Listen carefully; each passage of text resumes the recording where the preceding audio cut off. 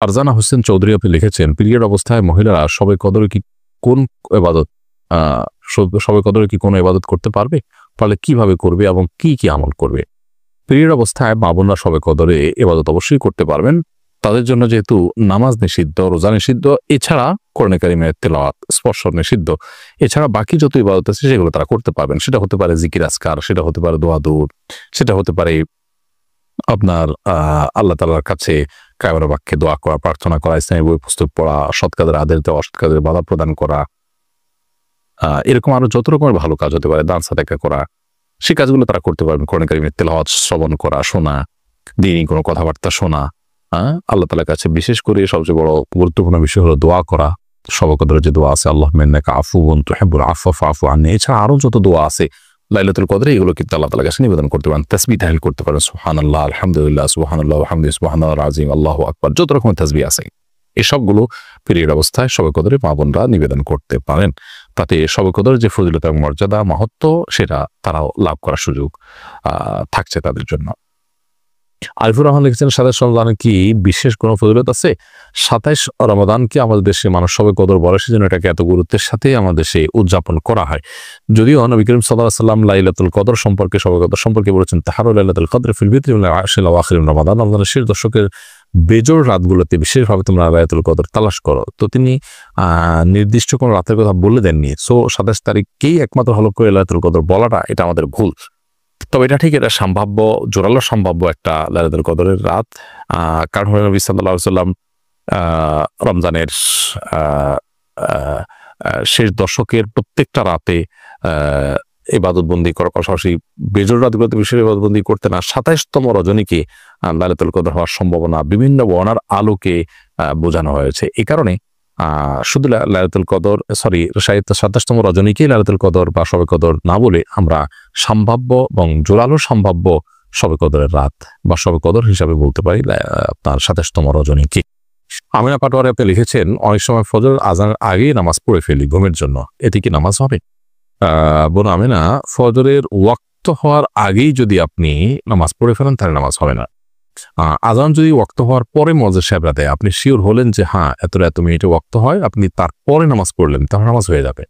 আর যদি যে টাইমে নামাজ হওয়ার কথা ঠিক তার আগে নামাজ পড়েন, তাহলে সেক্ষেত্রে সেই নামাজ আপনাকে পুনরায় পড়তে হবে। কারণ আল্লাহ সুবহানাহু ওয়া তাআলা কোরআনে কারিমে বলেছেন, ইন্না সলাতা কানাত আলাল মুমিনিনা কিতাবাম মাওকুতা, নিশ্চয়ই সালাত ইমানদারদের জন্য নির্দিষ্ট সময়ে পড়াটাকে অপরিহার্য করা হয়েছে। সো সেই কাজটি আমাদের করতে হবে। এমনি রাসেল রানা আপনি লিখেছেন, ইমাম পেছনে নামাজ আদায়ের সময় ইমাম যে তাকবীর দিবেন, মুক্তাদিদেরও কি সেই তাকবীরগুলো দিতে হবে? ইমাম পেছনে তাকবীর সালাত আদায় করার সময় ইমামের পাশাপাশি আপনিও তাকবীর দিবেন, এটা সাধারণ উঠা বসা তাকবীরগুলো, এটা সুন্নাহ, যদিও প্রথমটা একেবারে ফরজ। অতএব ইমামের পিছনে আপনাকে তাকবীর দিতে হবে। এরপরের প্রশ্ন হলো, শবে কদরের নামাজ কয় রাকাত এবং কিভাবে পড়তে হবে?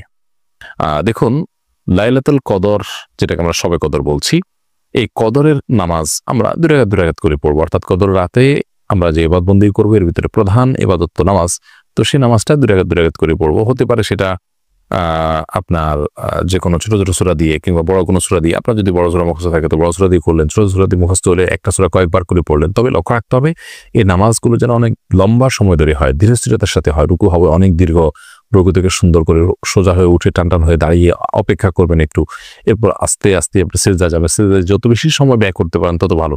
অর্থাৎ নামাজের কোয়ালিটিটাকে সুন্দর করার চেষ্টা করা দরকার, কোয়ান্টিটি এটার চাইতে। আমরা অনেকে এই জাতীয় সময়গুলোতে লাইলাতুল কদরে বা এই জাতীয় শবে বরাতে দেখা যায় যে আমরা হিউজ পরিমাণ নামাজ পড়ি, অথচ হুলস্থুল করে তাড়াহুড়ো করে। এটা কোনো গুরুত্ব নেই, বরং গুরুত্ব হলো সুন্দরভাবে সালাত আদায় করা। সো লাইলাতুল কদরের নামাজের নিয়ম হলো ২ রাকাত করে পড়বেন। সলাতুল লাইলি ওয়ান নাহারি মাসনা মাসনা, নবী সাল্লাল্লাহু আলাইহি ওয়াসাল্লাম রাত এবং দিনের নামাজ ২ রাকাত করে পড়বেন।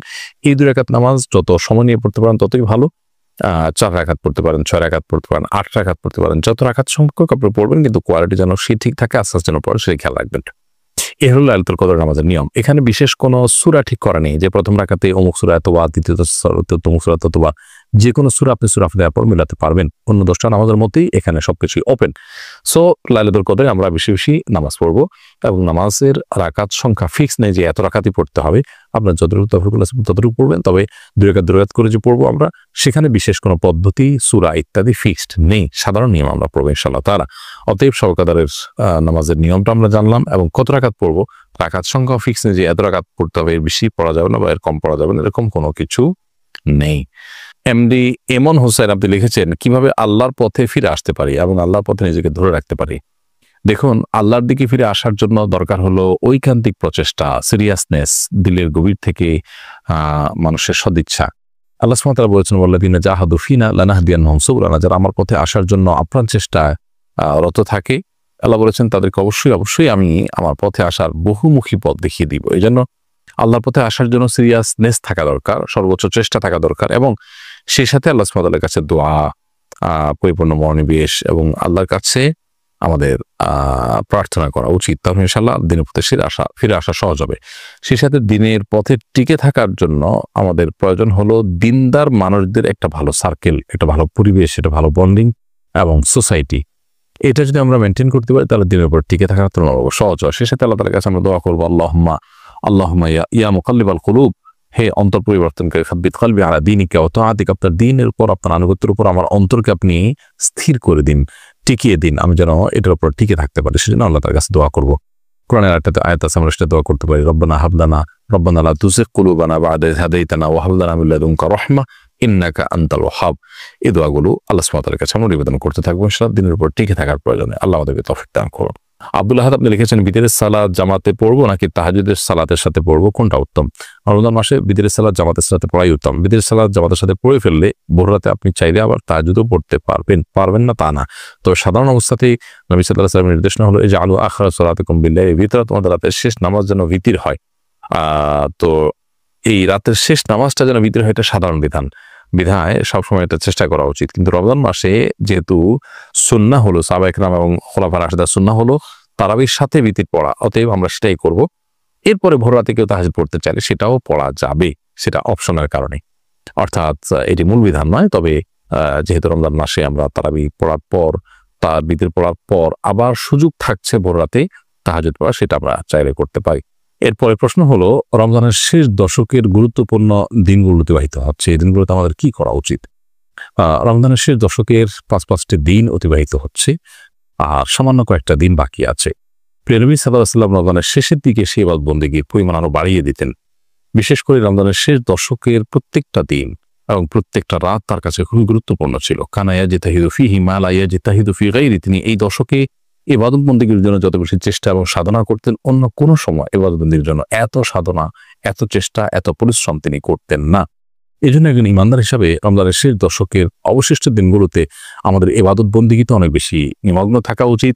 প্রিয় নবী সাল্লাল্লাহু আলাইহি ওয়াসাল্লাম রাত জুড়ে ইবাদত বন্দেগী করতেন, রাত জুড়ে জেগে থাকতেন রাত জুড়ে, এবং পরিবার লোকদেরকে জাগিয়ে তুলতেন, রমজানের শেষ দশকে ইতিকাফ করতেন, এবং তিনি এই দশকে যে পরিমাণ ইবাদত করতেন তার জীবনে অন্য কোনো সময় করতেন না।